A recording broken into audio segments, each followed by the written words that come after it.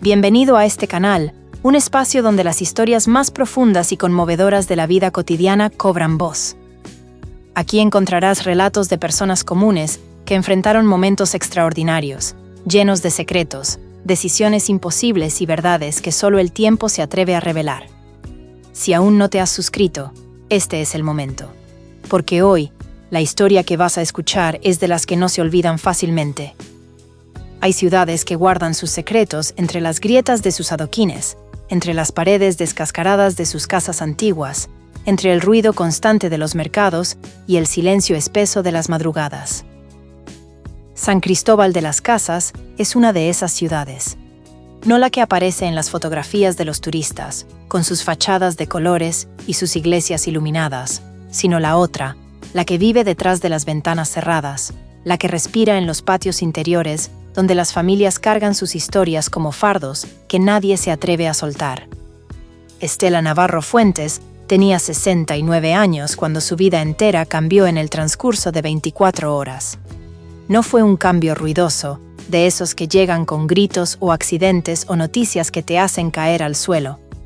Fue uno de esos cambios silenciosos que se instalan despacio, que van transformando la manera en que ves el pasado, que reorganizan todos los recuerdos que creías tener clasificados y archivados en algún lugar de la memoria, y que de pronto los muestran bajo una luz completamente distinta, como cuando volteas un cuadro que has tenido colgado toda la vida y descubres, en el reverso, una dedicatoria que nunca sabías que existía. Estela vivía sola desde hacía 12 años, desde que su esposo Rodrigo murió de manera repentina un martes de febrero, justo cuando estaban planeando el viaje que siempre habían postergado. Eso fue lo que más le dolió al principio, no solo perderlo a él, sino perder todos los planes que llevaban su nombre. El viaje a Oaxaca. La casa más grande que querían comprar cuando los hijos terminaran la universidad. Las tardes que imaginaban sentados en algún portal desconocido, sin prisa, sin obligaciones, simplemente siendo viejos juntos, pero la vida tiene sus propias decisiones, y Estela aprendió, a fuerza de tiempo y de silencio, que resistir esas decisiones solo prolonga el dolor. Aprendió a vivir sola. Aprendió a cocinar para una sola persona. Aprendió a dormirse sin escuchar la respiración de alguien más en la oscuridad. Aprendió, sobre todo, a encontrar pequeñas razones de satisfacción en la rutina tranquila de quien ya no espera grandes sorpresas, pero tampoco las teme. Su casa era pequeña, de techos altos y paredes gruesas como las construían antes, con un patio interior donde crecían 3 bugambilias, un limonero y una cantidad considerable de macetas con plantas que ella misma había multiplicado durante años, pasando estacas de una maceta a otra con la misma generosidad callada con que solía dar consejo a quien se lo pedía. La cocina olía permanentemente a canela y a café, porque Estela tenía la costumbre de hervir una rama de canela en la mañana, aunque no fuera a usarla para nada en particular. Solo le gustaba ese olor. Le parecía que ordenaba el día. Tenía 3 hijos, todos viviendo fuera. El mayor en Monterrey, la del medio en Ciudad de México y el más pequeño, que en realidad ya tenía 42 años, trabajando en una empresa de construcción en Mérida. La veían en vacaciones, le llamaban los domingos, le mandaban fotografías de los nietos por el teléfono, con una frecuencia que ella agradecía sin exigir más. Era una mujer que no se quejaba, que no pedía, que había aprendido desde muy joven que pedir demasiado solo servía para acumular decepciones. Esa actitud, esa contención suya, tenía un origen muy preciso: su hermano Julián. Julián Navarro era 5 años menor que ella, y desde que Estela tenía memoria había sido el tipo de persona que absorbe toda la energía de una habitación en cuanto entra.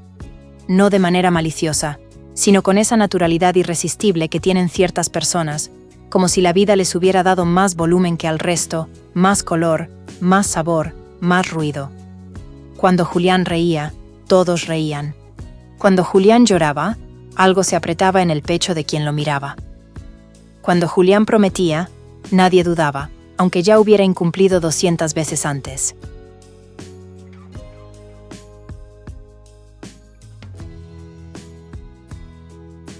Eso era lo más difícil de entender para quienes lo querían, que uno podía saber perfectamente que Julián iba a fallar, y aún así, volver a creerle cada vez que prometía.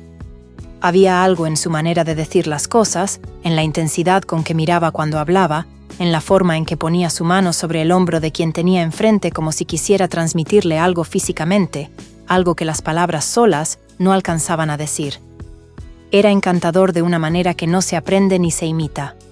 Era simplemente así. Pero también era un desastre.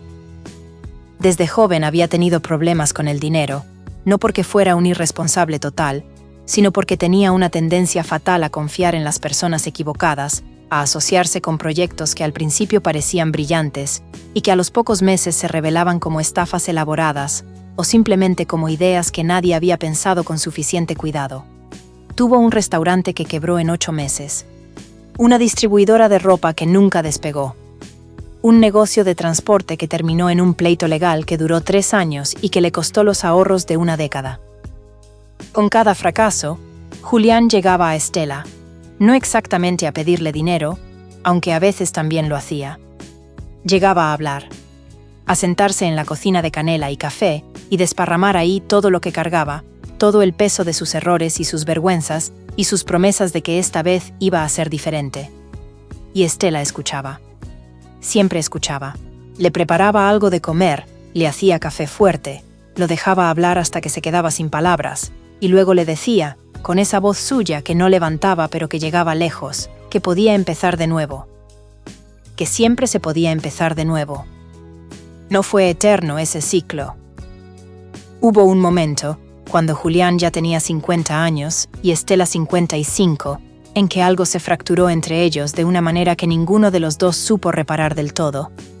Fue por dinero, como casi siempre en estas historias, pero no exactamente por el dinero en sí. No era la primera vez que le prestaba dinero sin que lo devolviera, pero esta vez era diferente, porque era el dinero que Estela había estado guardando durante años para una cirugía que necesitaba de la rodilla y que cada vez postergaba más, porque le parecía que siempre había alguien que necesitaba ese dinero más que ella. Cuando finalmente se lo reclamó, no fue la respuesta de Julián lo que la hirió. Fue el silencio que vino después. La llamada que no llegó. La visita que nunca se concretó. La sensación de que él la evitaba no por desvergüenza exactamente, sino por algo peor. Por no saber cómo enfrentar lo que le había hecho a la única persona que nunca le había fallado. Desde entonces las llamadas se fueron espaciando. Primero cada mes. Luego cada 3. Luego solo en Navidad y en los cumpleaños, con esa cortesía forzada de quien cumple un trámite. Estela respondía siempre. Nunca colgaba primero. Pero tampoco empujaba. Había aprendido que algunas personas necesitan distancia para encontrar el camino de regreso, y que forzar ese regreso antes de tiempo solo produce conversaciones vacías que duelen más que el silencio. Hacía casi 2 años que no hablaban cuando Mariana apareció. Era una noche de octubre, de esas noches en que la lluvia en San Cristóbal no es simplemente lluvia sino algo más cercano a la niebla sólida, algo que envuelve y pesa y entra por debajo de las puertas, aunque estén bien cerradas. Estela estaba terminando de rezar el rosario, que era su manera de cerrar el día, cuando escuchó los golpes en la puerta. No eran golpes desesperados, pero tampoco eran los golpes tranquilos de alguien que sabe que va a ser bienvenido. Eran golpes de quien no tiene otra opción. Mariana Solís tenía 54 años, aunque esa noche parecía tener más. Estela la había conocido hacía 12 años, cuando Julián la presentó con ese orgullo nervioso de los hombres que no están seguros de merecer a la mujer que traen del brazo. Mariana era maestra de primaria, una mujer tranquila y ordenada que había logrado lo que nadie más había conseguido con Julián. Hacerlo estable, al menos por periodos largos. Juntos habían tenido años buenos. Una casita propia. Un hijo que ya estaba en la universidad. Una rutina que no era brillante pero era sólida, y en la vida de Julián eso era casi un milagro. Esa noche, Mariana tenía el rostro del color de la lluvia que la había empapado, los ojos con esa clase de cansancio que no se acumula en una noche sino en semanas, quizás en meses. Cargaba una maleta vieja con ambas manos, la clase de maleta que nadie compraría hoy porque ya no se fabrican así, de tela rígida con herrajes de metal y unas costuras reforzadas que habían sobrevivido décadas de uso.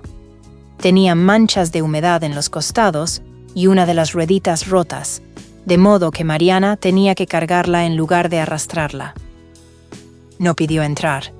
Entró. Ese pequeño detalle le dijo a Estela, más que cualquier palabra, que lo que fuera que traía era urgente. Caminó directo a la cocina, que era la habitación más iluminada de la casa, y dejó la maleta en el suelo junto a la mesa con el cuidado exagerado de quien deposita algo frágil. Luego se quedó parada frente a Estela con las manos cruzadas sobre el estómago y la mirada en algún punto entre los dos, como si estuviera calculando cuánto podía decir sin decir demasiado. Lo que dijo fue poco, que la maleta era de Julián, que por razones que no podía explicar en ese momento necesitaba que Estela la guardara, que no la abriera, que no llamara a nadie, que esperara un día, exactamente un día, y que después ya sabrían qué hacer con ella. Dijo esto último con una vaguedad deliberada que a Estela le pareció que escondía algo, aunque no podría haber dicho con certeza qué. Antes de que Estela pudiera formular la primera de las preguntas que se estaban acumulando en su garganta, Mariana ya estaba girando hacia la puerta. No hubo abrazo. No hubo mirada larga ni gesto de despedida. Solo la figura de una mujer caminando bajo la lluvia sin mirar atrás, hundiéndose en la niebla de octubre hasta que la oscuridad se la tragó completamente. Estela se quedó parada en el umbral unos minutos, mirando la calle vacía y mojada, escuchando el ruido del agua cayendo sobre las piedras del andador, sintiendo el frío húmedo entrando por el cuello de su suéter de lana. Luego cerró la puerta.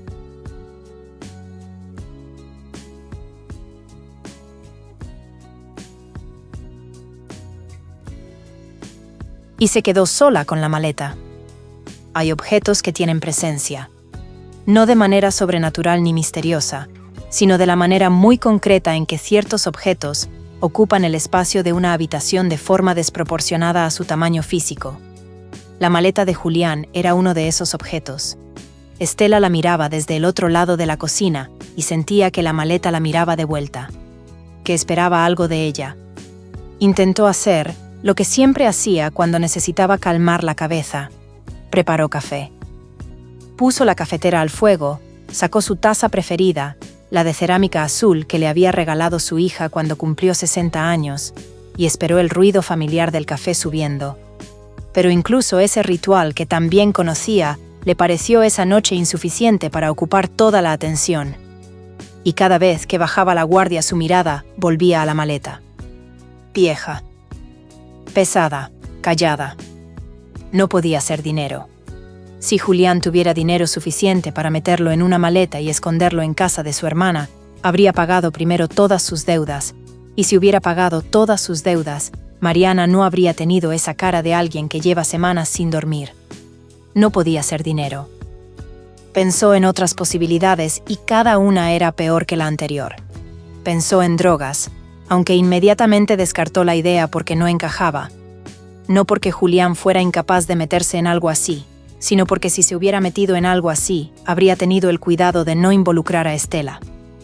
Tenía sus defectos, muchos, pero nunca había sido del tipo que arrastra a los demás en sus caídas deliberadamente. Pensó en documentos comprometedores. Pensó en armas y se le heló el estómago. Pensó en cosas que prefirió no terminar de pensar. Se fue a la cama sin tomar el café. Durmió poco y mal. Con ese sueño entrecortado, alrededor de la medianoche, escuchó sirenas. No cerca, pero tampoco tan lejos.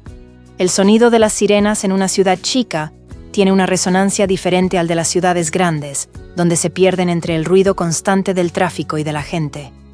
En San Cristóbal, las sirenas de medianoche se escuchan con una claridad perturbadora, como si el silencio de la ciudad dormida las amplificara.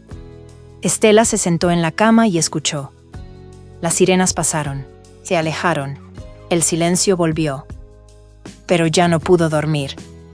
Se levantó, se puso la bata y las pantuflas, y caminó a la cocina sin encender las luces, guiándose por la memoria de un espacio que conocía con los ojos cerrados. Se sentó frente a la maleta en la penumbra. La escasa luz que entraba por la ventana de la calle le daba a la tela vieja un brillo extraño, casi como si fuera a moverse. La madrugada pasó despacio.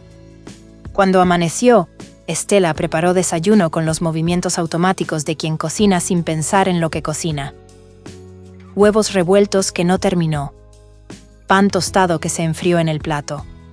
Café que bebió de pie, mirando el patio donde las bugambilias seguían en su sitio y el limonero tenía todavía gotas de la lluvia de la noche anterior brillando entre las hojas.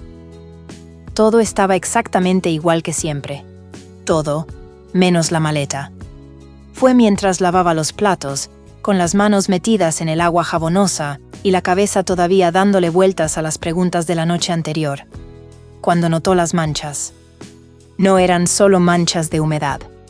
Las había visto así de entrada, en la oscuridad de la noche anterior, y las había catalogado automáticamente como agua. Pero a la luz de la mañana, con sus anteojos puestos y la maleta a menos de 1 metro, las manchas en uno de los cierres tenían un color y una consistencia que no correspondía al agua. Se secó las manos. Se quitó los anteojos. Los limpió. Los volvió a poner. Miró otra vez. Las manchas seguían ahí.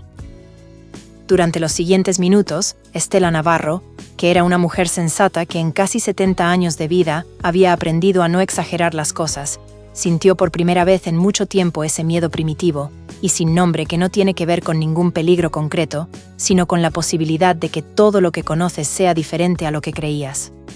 El miedo de abrir una puerta y encontrar algo que no tiene vuelta atrás. Pensó en abrir la maleta. Pensó en llamar a sus hijos. Pensó en llamar a la policía. Pero entonces recordó el rostro de Mariana. No la expresión de alguien que ha cometido algo terrible, sino la expresión, mucho más complicada y mucho más humana, de alguien que está tratando de salvar algo. Hay una diferencia entre esas dos caras, aunque desde afuera no siempre sea fácil distinguirlas. Estela llevaba casi 70 años aprendiendo a leer las caras de las personas. Y lo que había visto en el rostro de su cuñada la noche anterior no era la cara de la culpa, sino la cara del agotamiento, que es algo completamente diferente. Decidió esperar. Las horas de esa mañana fueron de las más largas que Estela recordaría en su vida, no porque no hubiera nada que hacer, sino porque todo lo que hacía era solamente una manera de no pensar en la maleta, y eso la hacía pensar en la maleta constantemente. Limpió la casa, aunque no lo necesitaba. Reorganizó el armario de la ropa de cama. Regó las plantas con una atención excesiva que les habría resultado dañina si la hubiera sostenido más tiempo. Sacó el álbum de fotografías viejas y lo hojeó, sin realmente ver las imágenes. Eran casi las 11 de la mañana cuando golpearon la puerta. No eran golpes discretos. Eran 4 golpes secos, espaciados, con esa autoridad específica de quien sabe que le van a abrir, porque no tiene alternativa. Estela dejó el trapo con que estaba limpiando la alacena. Se alisó el delantal con ambas manos con ese gesto involuntario de quien necesita un segundo para prepararse, y fue a abrir.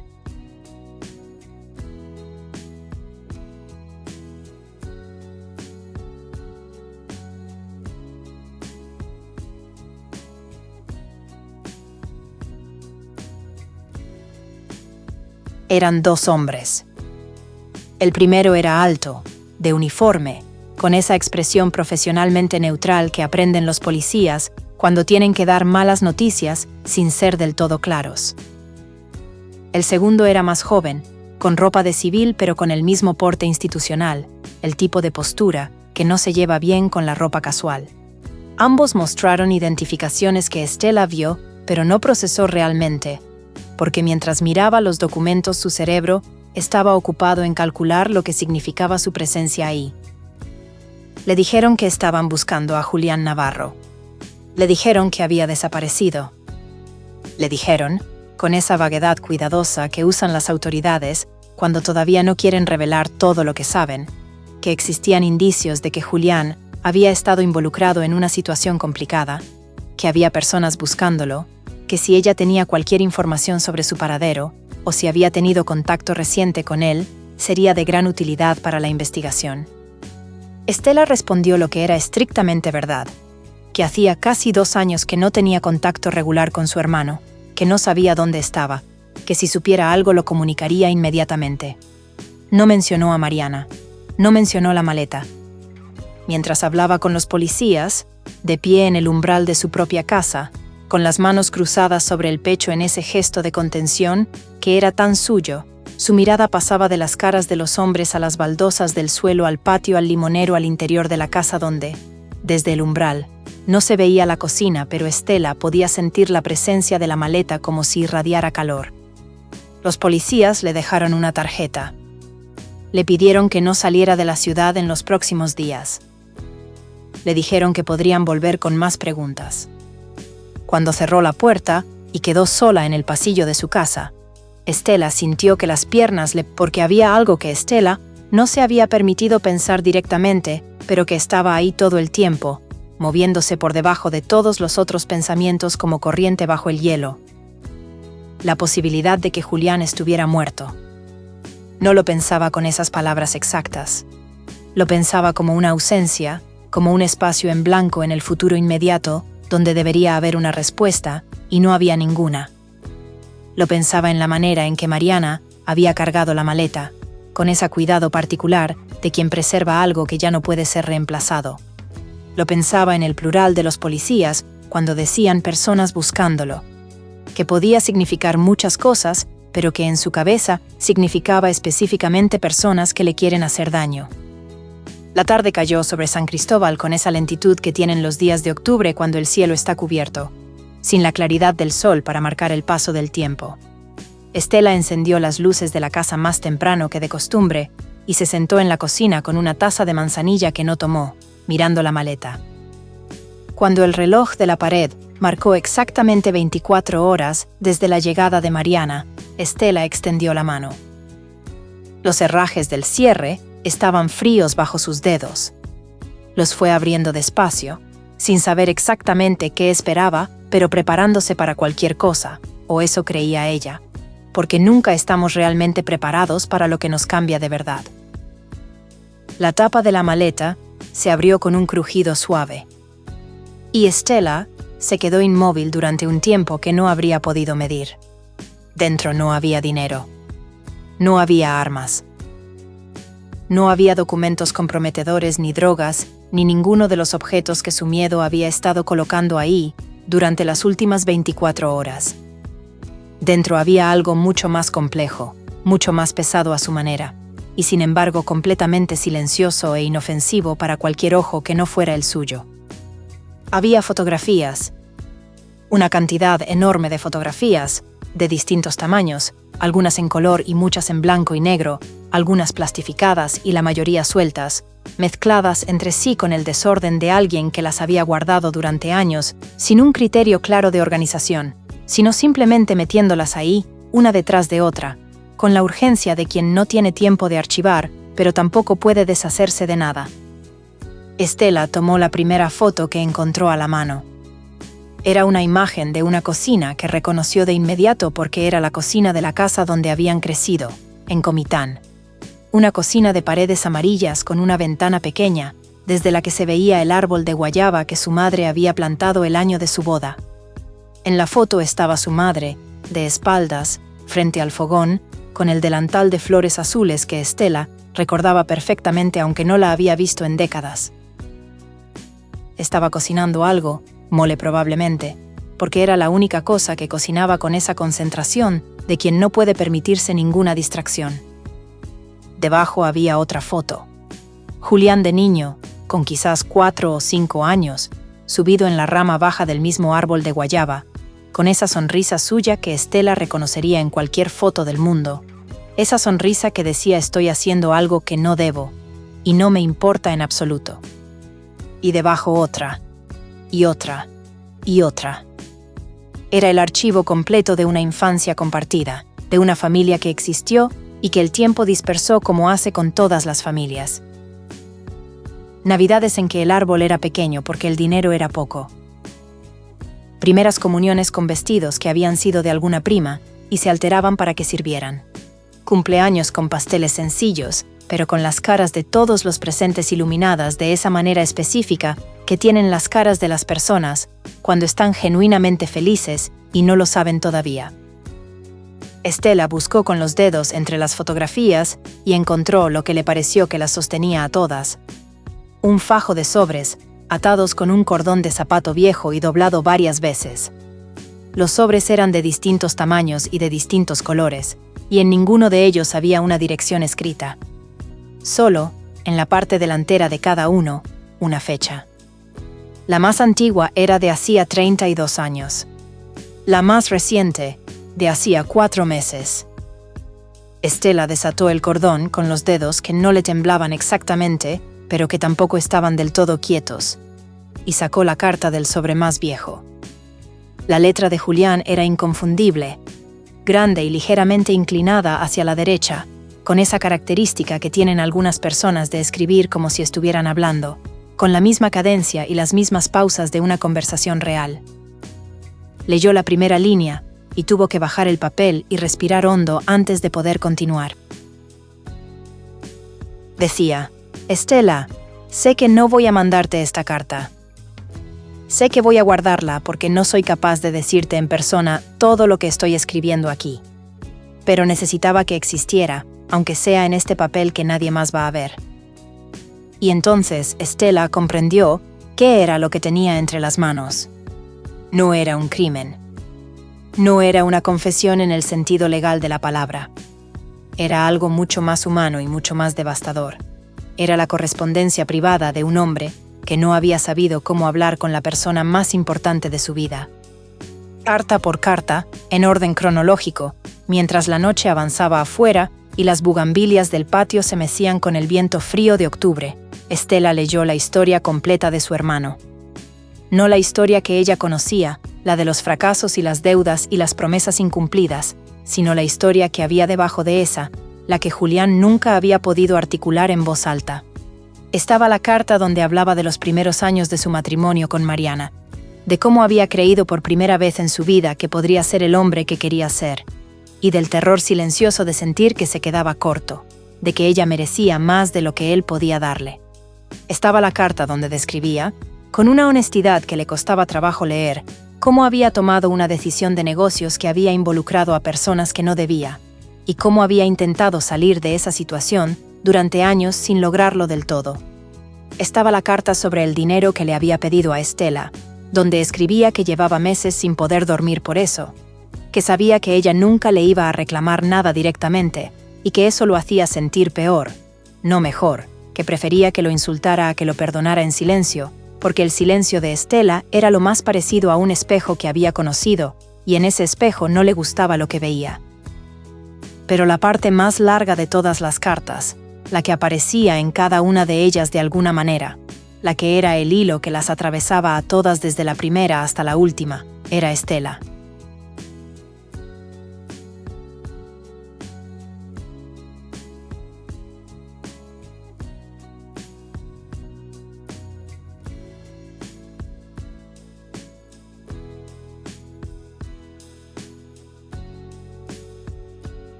No de manera sentimental ni exagerada, sino de la manera específica y concreta en que las personas hablan de quienes las han formado. Hablaba de la noche que ella lo acompañó al hospital cuando tenía 8 años y tuvo una crisis de asma, y de cómo su mano sobre la frente de él fue la primera cosa que él recordó al volver a respirar bien. Hablaba de la vez que un maestro de secundaria lo humilló frente a toda la clase por haber sacado una mala calificación, y de cómo ella, que estudiaba en otra escuela y se enteró días después, fue personalmente a hablar con ese maestro con una determinación que en ese entonces le pareció normal y que con el tiempo comprendió que no lo era, que no todo el mundo tenía a alguien así. Hablaba de las cocinas donde ella lo había sentado y le había dado café y le había permitido ser un desastre sin por eso dejar de ser su hermano. En la última carta, la de hacía 4 meses, Julián escribía con una lucidez que era diferente a las anteriores, más limpia de alguna manera, como la escritura de alguien que ha decidido algo. Escribía que estaba en problemas serios y que sabía que probablemente no iba a poder salir de ellos sin consecuencias graves. Que no quería que Estela se enterara por la policía o por los periódicos, o por el rumor de alguien que conociera a alguien. Que quería que si algún día ella llegaba a saber todo, lo supiera a través de su propia voz, aunque fuera una voz de papel. que quería que supiera que a pesar de todo, a pesar de los años y las distancias y los silencios, y el dinero que nunca devolvió, y las promesas que nunca cumplió, lo único de lo que estaba verdaderamente seguro en su vida era de que ella lo había amado de la manera más limpia que una persona puede amar a otra, sin pedirle que fuera diferente, solo acompañándolo mientras era exactamente lo que era.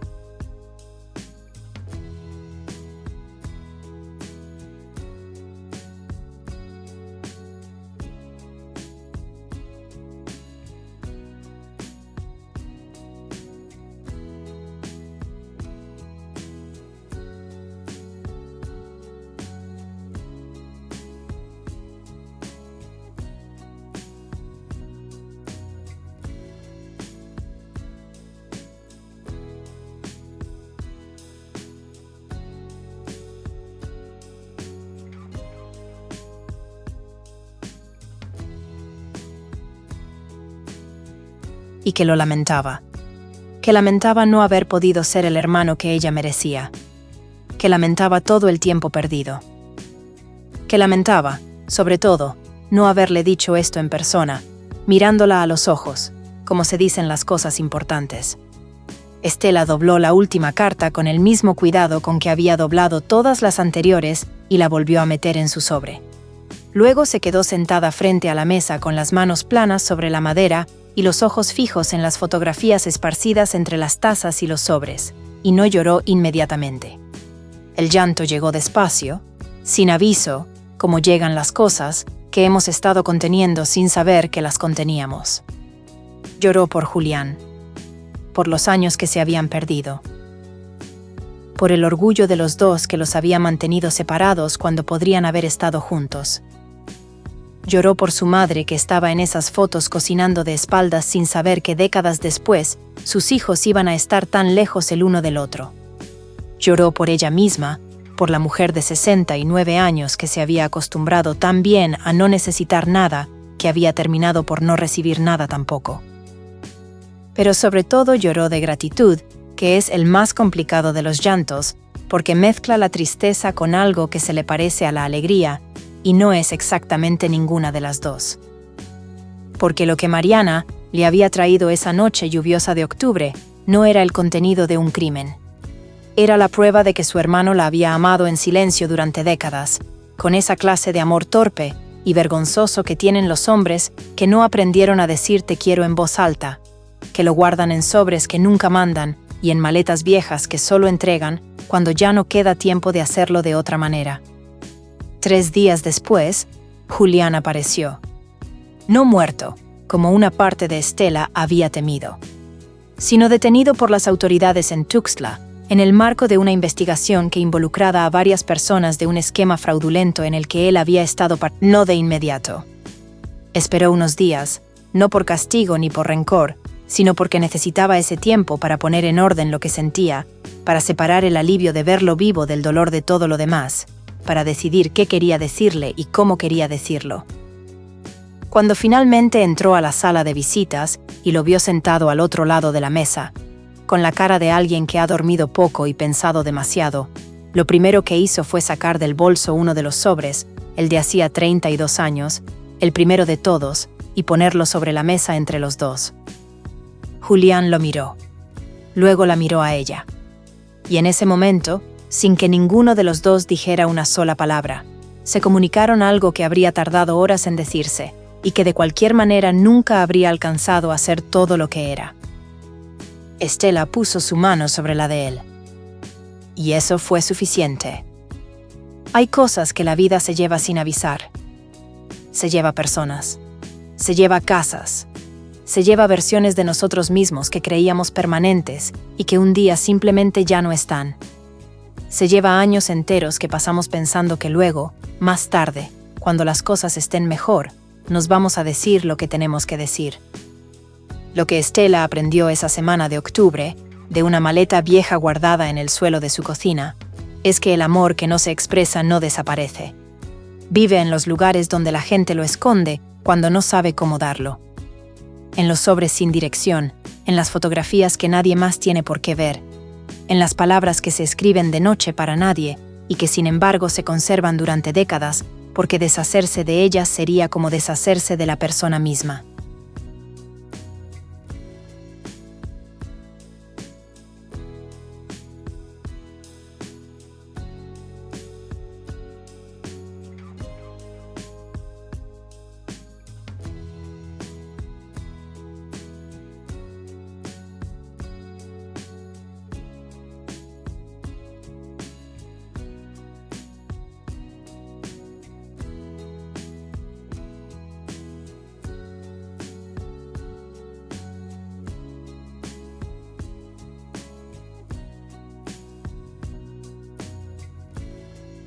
Y aprendió también esto, que es quizás lo más importante, que nunca es tarde del todo.